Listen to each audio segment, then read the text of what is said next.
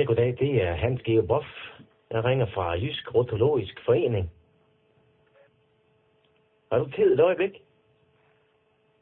Jeg hører efter. Jamen, det tager kun et øjeblik.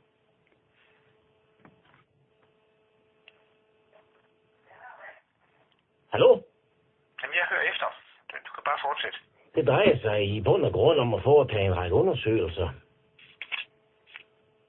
Altså, har du nu kendskab til rotologi på forhånd? Det